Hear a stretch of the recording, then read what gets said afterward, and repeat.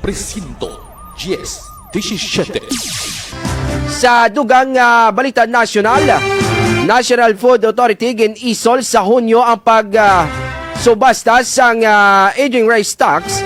May balita si Abian intern Jamel Iman. Ginpaisol sa National Food Authority o kon NFA sa Hunyo ang pagsubasta sang aging rice stocks ukon ang daan nga bugas samtang ginatapos pa ang guidelines para sa amo nga proseso.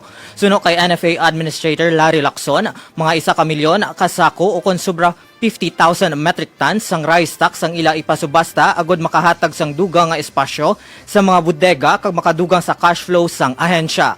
Ginpahayag man ni Lacson nga ila ikonsiderar ang pagtaas ang presyo sang bugas agod madamo ang pagpasakop sa subasta. Apang posible nga makaapekto sa interes sa mga bidders ang price cap nga 50 pesos kada kilo para sa imported rice kag ang pinapanugyan nga suggested retail price nga 53 pesos kada kilo para sa lokal nga bugas. Suno pa kay Lacson, kung mataas ang presyo sang bugas sa merkado, mas madamo ang interesado magbakal sa auction, mangud mas barato ini. Kung naganubo ang presyo sa merkado, posible man nga magnubo ang interes sa mga bidders. Nagalaom gihapon ang NFA sang madamo nga mga partisipar sa subasta. Ini si Jamel Iman, intern gikan sa University of Antigua para sa balita na may integridad at prinsipyo, Live Radio.